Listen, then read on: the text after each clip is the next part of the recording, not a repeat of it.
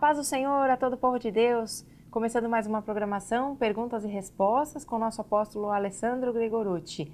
E nós estamos aqui com a pergunta de uma vida referente a sexo. Se os pensamentos que surgem em sua cabeça, em seus pensamentos, se a gente vai ser cobrado por esses pensamentos. Apóstolo, é com você.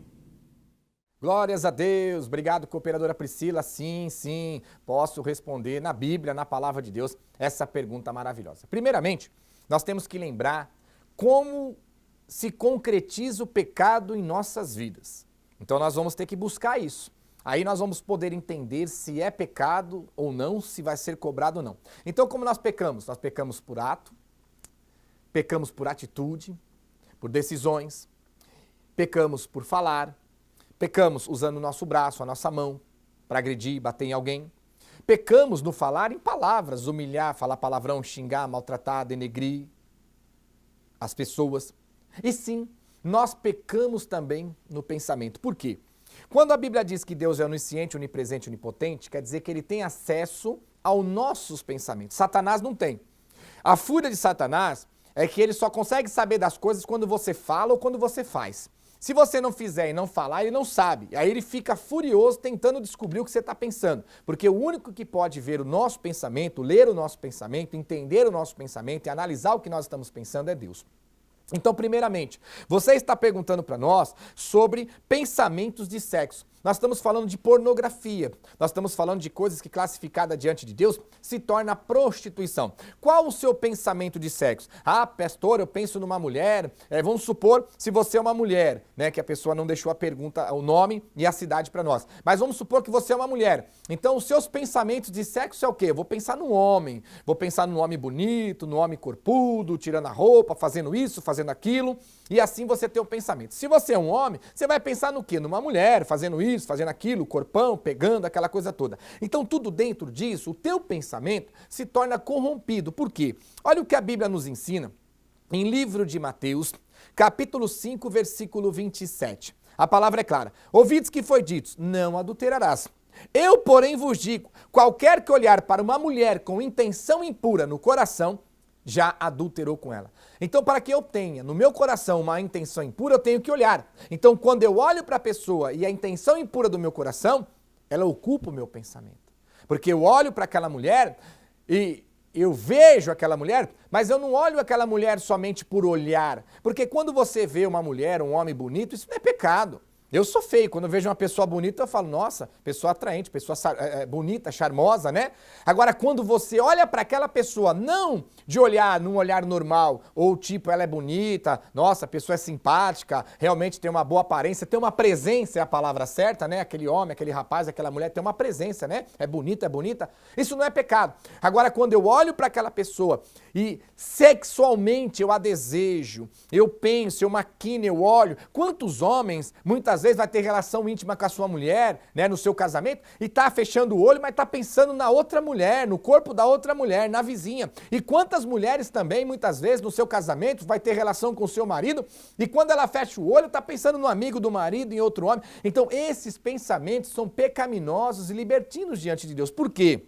Jesus, ele pega uma classificação de um mandamento que Deus deu para Moisés, não adulterarás, e ele traz para a graça. Ele diz, não adulterarás, né? Ouvidos que foi dito, não adulterarás. Eu, porém, vos digo, não adulterarás na conjunção carnal, traindo o teu marido, ou a tua esposa, ou aquele que está do teu lado, ou aquela que está do teu lado. Mas eu digo para você que para mim, como Jesus Cristo, na pessoa dele, o adultério vai além. Por quê? Porque você não precisa nem ter a conjunção carnal, desculpa a palavra, tirar a roupa e ir pro tchuki-tchuki-tchaca-tchaca, não precisa nem chegar a esse ponto. Se você, no seu pensamento, olhar para a mulher e o seu pensamento maquinar a relação íntima com ela, se aquela pessoa é casada e se você é casado, você comete adultério. Se aquela pessoa não é casada e você não é casado, você comete a fornicação. Então o pensamento é o momento em que nós temos que refletir. Por quê? Quando nós lemos a palavra e entendemos, Deus ele condena reis, condena guerreiros, soldados, muitos homens poderosos do Velho Testamento que diz, e ele fala, vocês ficam nas suas câmaras de dormir e ficam a noite inteira maquinando mal em seus pensamentos para agir contra o meu povo.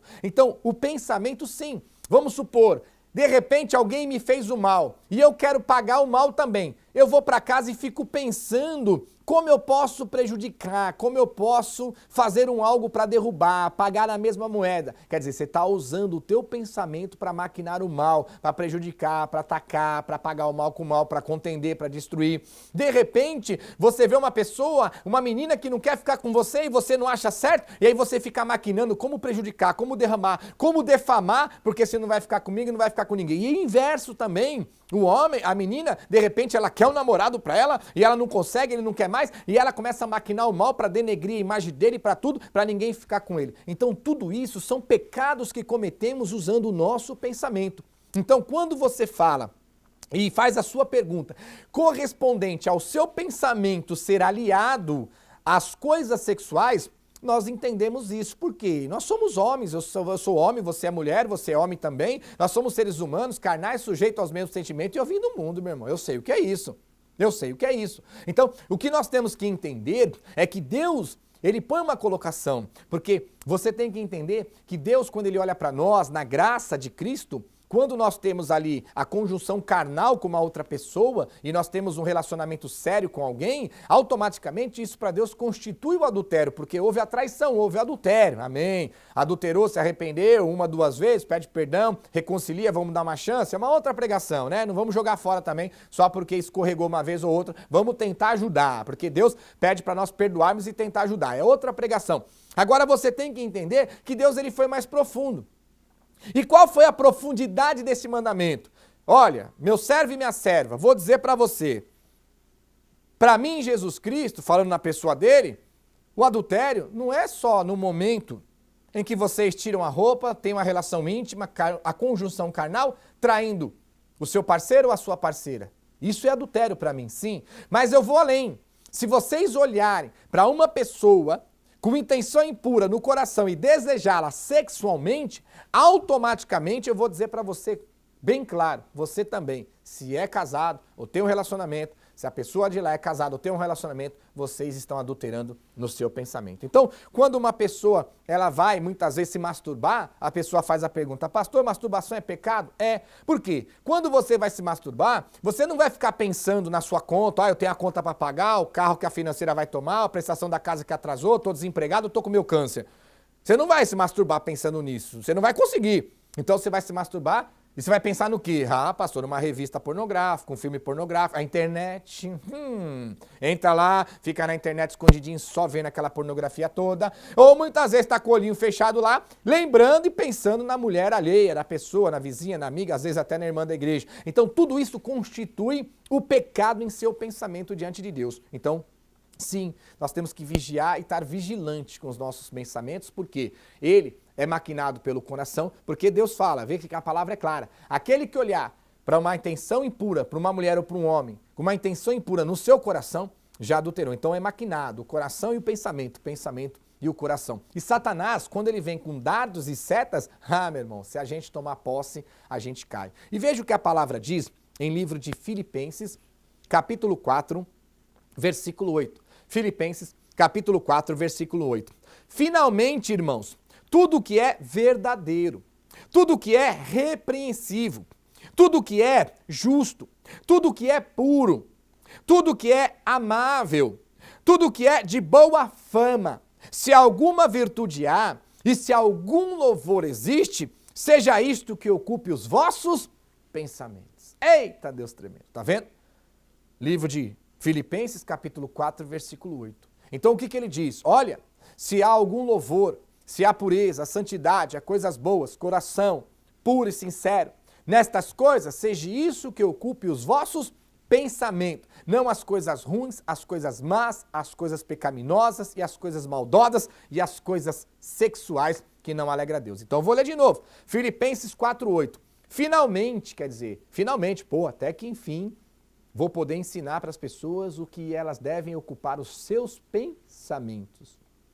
Então aqui justifica que se você não souber ocupar os seus pensamentos com as coisas boas, você vai estar pecando diante de Deus. Então ele diz, finalmente, irmãos, tudo o que é verdadeiro. Então não ocupe a sua mente com o que há de mentira, sim o que há verdadeiro. Tudo o que é repreensível, tudo que é bom, que irrepreensível, que vem da parte do bem, que repreende, que corrige, que exorta, que abençoa. Tudo que é justo. Então não ocupe o seu pensamento com a injustiça ou as coisas injustas, ou maquinar como ser injusto com alguém. Ocupe os seus pensamentos com as coisas justas. Tudo que é puro. Então, pensar na mulher alheia, no homem alheio, desejar sexualmente, ver pornografia na revista, na televisão, no videocassete, no Facebook, no YouTube, sei lá onde tem tanta pornografia como hoje, isso não é puro, isso é impureza da parte de Deus. Então essas coisas são impuras e o meu pensamento não pode ser impuro, tem que ser puro. Principalmente um pensamento como esse, analisando sexualmente, fazendo eu pecar contra Deus. E tudo que é amável. Então eu tenho que ocupar o meu pensamento com as coisas amáveis, com a coisa boa, com amor, com carinho, com afeto, com atenção.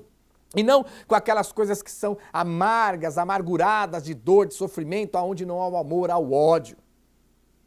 E ele diz aqui, tudo que é de boa fama, até o nosso pensamento, olha, aquilo ali é de má fama, então eu não devo pensar, nem maquinar, nem olhar, nem analisar, nem pensar naquilo ali. Eu tenho que pôr no meu coração, no meu pensamento, as coisas de boa fama. E ele diz, e se alguma virtude há, e algum louvor existe, seja isso o que ocupe os vossos pensamentos. Então, eu não estou aqui para julgar, porque as pessoas falam assim, pastor Gregorutty, o senhor só prega contra o pecado. Meu irmão, veja bem, o que é a pregação da palavra de Deus? 2 Timóteo 3,16.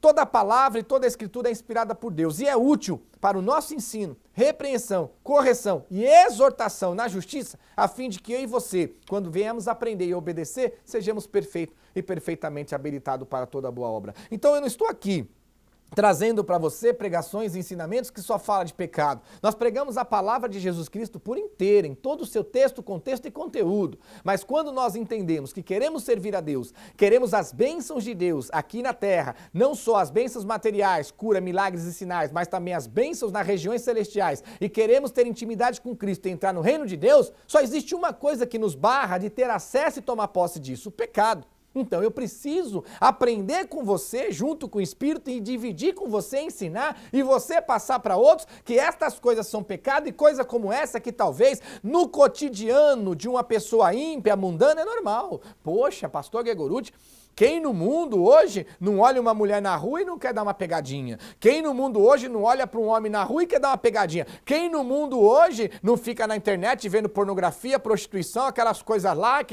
Quem no mundo hoje? Quem? Aqueles que estão em Cristo. Pelo menos deveriam ser assim.